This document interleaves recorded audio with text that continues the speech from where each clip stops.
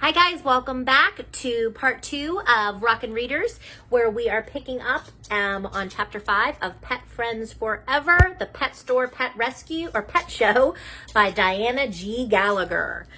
All right, chapter 5, ready, set, show. Kyle was ready to go bright and early on Saturday morning. He and Rex sat on the front porch waiting for Mia to come over. The pet show wouldn't start until the afternoon, but his mom had to get there early to set up supplies in her tent. As soon as Mia arrived with Misty, they would all drive to the pet store together. "Sorry I'm late," Mia said as she hurried up. Misty wasn't in the mood to behave this morning. She was hiding under the couch. It's a good thing she likes that new wind-up mouse, or she'd still be there. Mia set the cat carrier down on Kyle's front steps, and Rex walked over to investigate. Misty hissed angrily from inside when he sniffed the wire door. Rex quickly retreated to Kyle's side. Kyle ran his hand over Rex's soft fur. The dog had been washed and groomed before the pet show, so he looked his best. Mia took a seat next to Kyle on the steps. "Are you nervous?" she asked. Kyle shrugged. "A little," he said. "Rex still won't hold a treat on his nose. Watch." Kyle told Rex to sit, and then he put a treat on the end of Rex's nose. The dog immediately looked down. The treat rolled right off the end of his nose and hit the ground, and Rex gobbled it up. "He's supposed to wait until I tell him okay," Kyle explained. "Then he's supposed to flip the treat off his nose and catch it." "But Rex does other tricks," Mia reminded him. "Most of the time," Kyle said. "I just hope he does them today. I really want to win a trophy." "Me too," Mia said, "but I don't think Mr. J will have a cranky cat category." "Too bad," Kyle said. "Misty would definitely win that. She's the crankiest cat ever." Just then, Dr. Blake walked out. "Ready to go, kids?" she asked. "Definitely," Kyle and Mia said. They all piled into Dr. Blake's van and drove to Mr. J's Pet Haven. "Wow," Mia exclaimed as they pulled around to the back of the store. "This looks great." Mr. J had set up Dr. Blake's vet tent in one corner of the parking lot. A hamburger stand from a local restaurant stood nearby, and in the middle of the parking lot, 4 orange road cones connected with rope formed a show ring. A round table with an umbrella stood at one end of the ring. Kyle and Mia helped Dr. Blake unload vet supplies from the back of her van and carry them over to the tent. They spread out stethoscopes, bandages, doggy toothbrushes, and other supplies Dr. Blake might need. An hour later, Mia's dad stopped by to see how things were going. "Is there anything I can help with?" he asked as he walked up. "Where's Mom?" Mia asked. Mr. Perez pointed toward the umbrella table.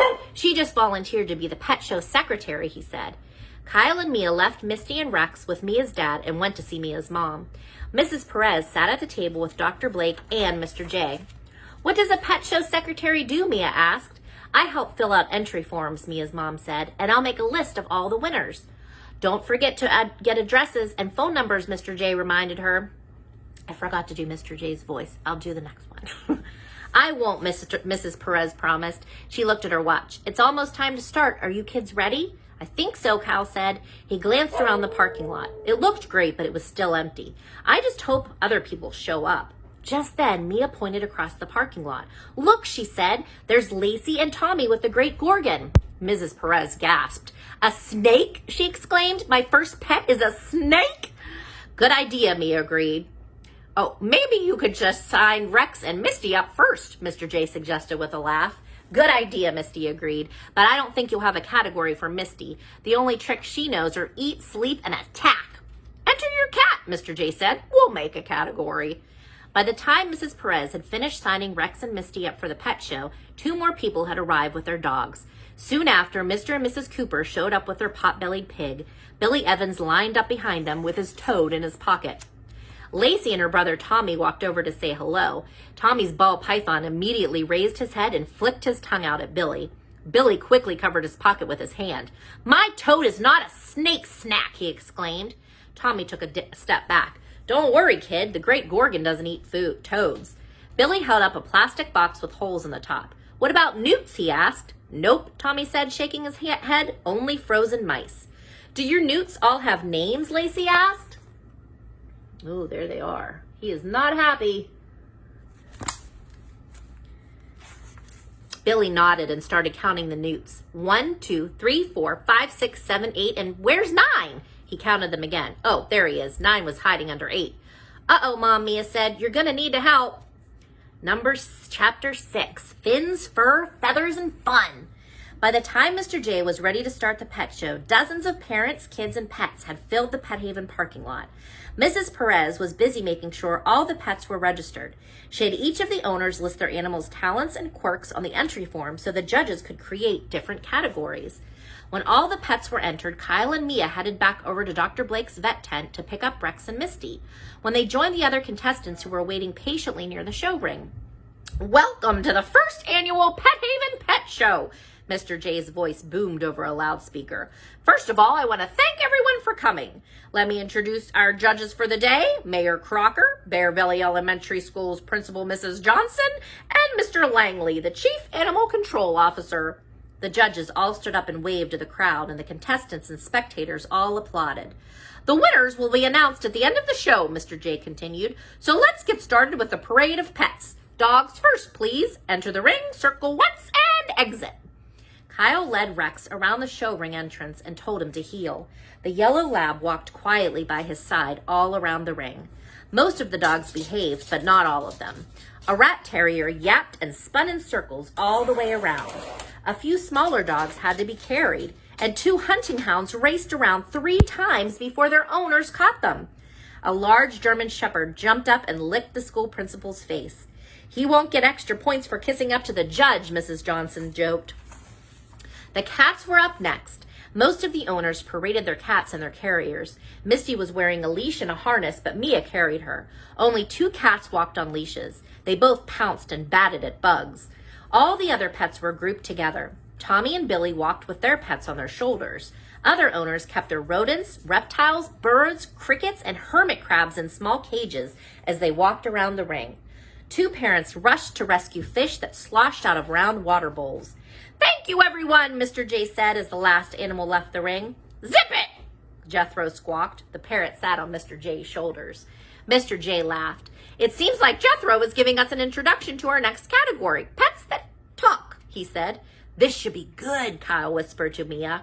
3 pets entered the ring, a parakeet, a dog, and Porcupine the pot-bellied pig. The parakeet only knew how to squawk one word, "Birdie." The dog barked. Porcupine grunted, oinked, nodded, and shook his head when his owner spoke to him. Everyone loved him. "I knew Porcupine would be a big hit," Dr. Blake said.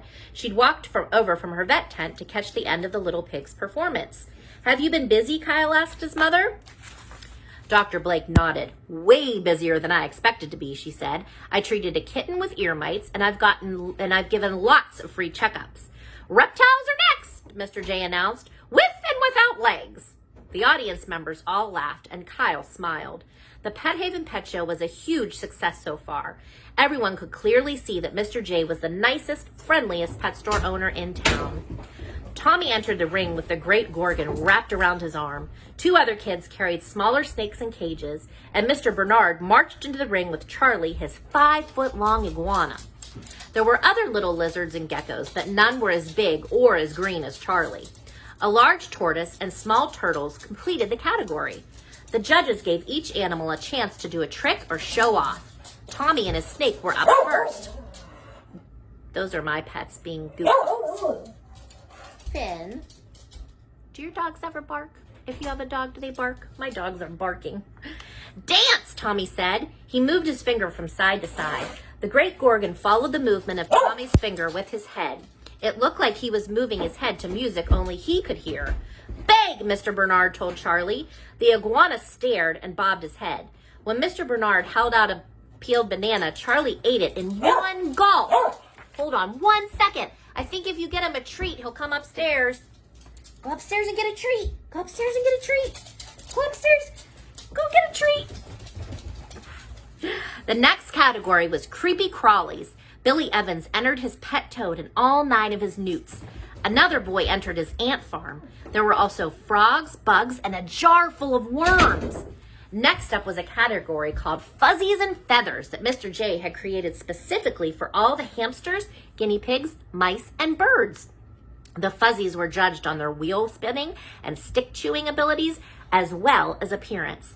The birds in the category got points for feather fluffing, head bobbing, singing, and chirping. Jethro was the best talker out of all the feathers, but he belonged to Mr. J, so he couldn't enter.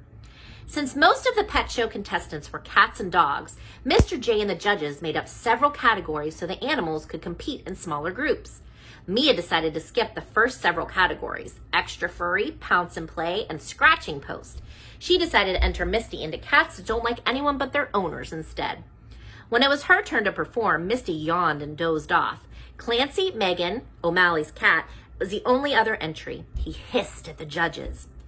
Now it's time for the dog categories, Mr. J announced. First up, we have dog tricks. Take your positions, pet owners. There were 11 entries in the dog tricks category. Some of the dogs played dead, some rolled over, some shook hands, including Rex.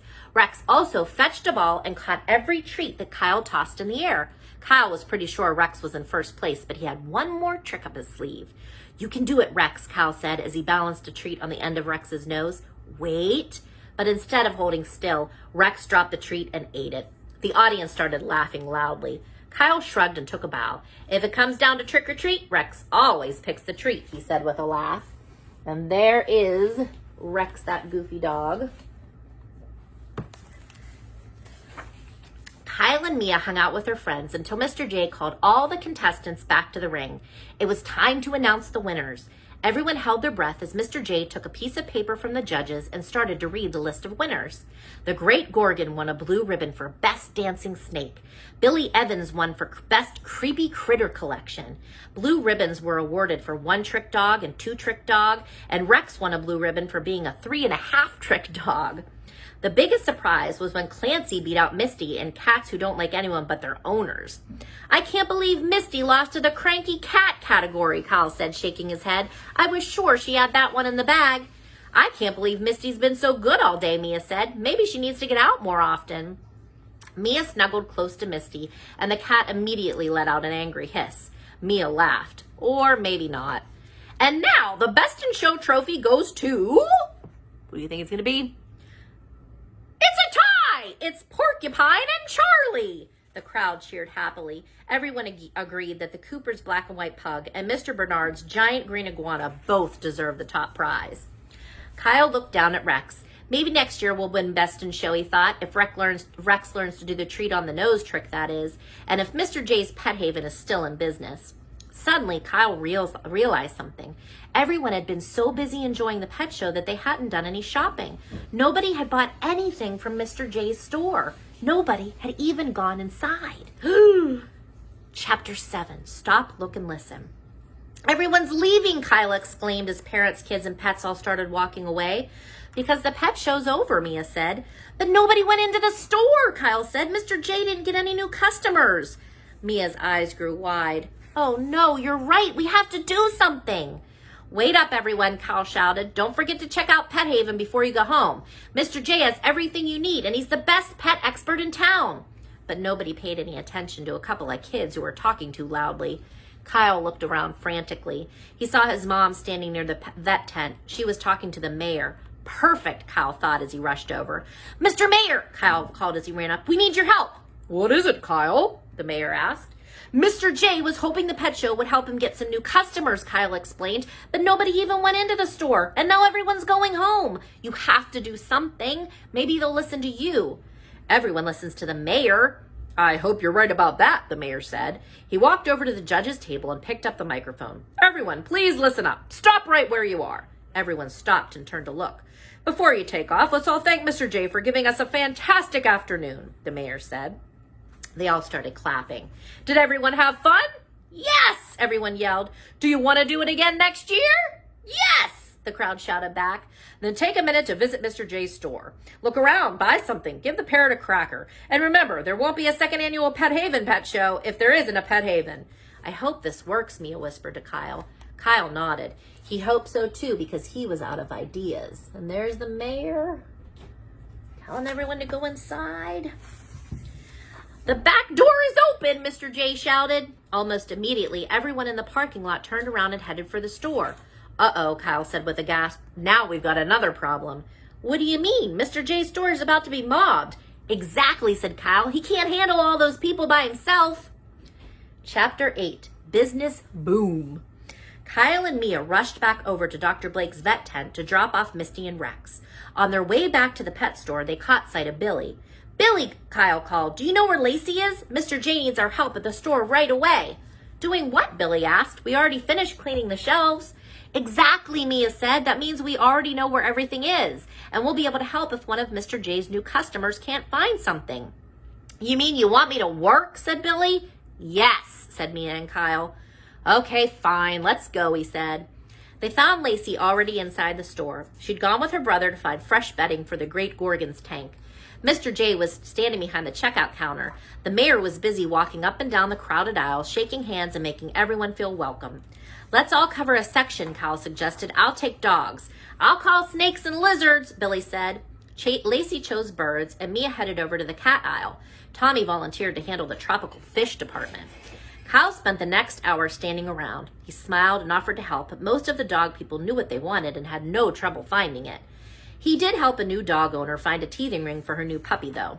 Thank you very much, the woman said. Everyone is so nice and helpful here. Kyle peeked into the next aisle. Mia was fawning over a white kitten. Do you think Chloe would look better in a pink or red rhinestone collar, the kitten's owner asked. Pink, said Mia. Definitely pink. Kyle grinned, remembering when Mia had bought Misty a sparkly pink collar. It barely lasted a day before Misty chewed through the fabric and tore the rhinestones off. Then she'd scattered the gems all over the Perez's kitchen. Just then, Mrs. Cooper walked over to them. She was leading Porcupine behind her on his leash. Do you happen to know if Mr. J has a pot-bellied pig section? She asked. Kyle leaned down and scratched Porcupine behind his ears. What are you looking for? He asked. Apple and peanut butter pig treats, Mr. Cooper said. Right this way, Kyle said. He led the Coopers over to the treat display at the front of the store. Mr. J was just finishing ringing someone up as Kyle approached. Kyle recognized the girl from the fuzzies and feathers category. Her guinea pig had won a blue ribbon for coming out of his plastic house first. Mr. J handed the girl a bag.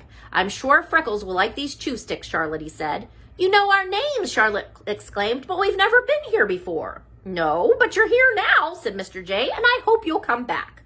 I bet they will, Kyle thought. Everyone is figuring out how great Mr. J is. I'm hungry, Jethro suddenly squawked from his perch near the register. Can I feed him, Mom? A boy asked. That's up to Mr. J, she said. Mr. J smiled. I suppose Jethro can have one more. He's been eating all day. Bad birdie, Jethro squawked, bobbing his head. Kyle glanced around at the crowded store. Business was booming, and it seemed like everyone in town was eager to buy pet supplies from Pet Haven. The pet show had been a huge success, just like Mia had predicted. I bet the next Pet Haven pet show will be bigger and better, Kyle thought, especially if I can teach Rex the treat on the nose trick. A 4-trick dog might even win a pony. And that was the end of our story. So here are some more covers of other books in the series. And we are going to have a pet show this summer for the library. So it's going to be a virtual pet show, but stay tuned for more information and for dates and times, and get to thinking if you have a pet at home, or if maybe you have a stuffed animal at home that you think is a pet, whatever. Just start thinking, get some ideas, okay? We will see you next time, Rockin' Readers. Bye-bye.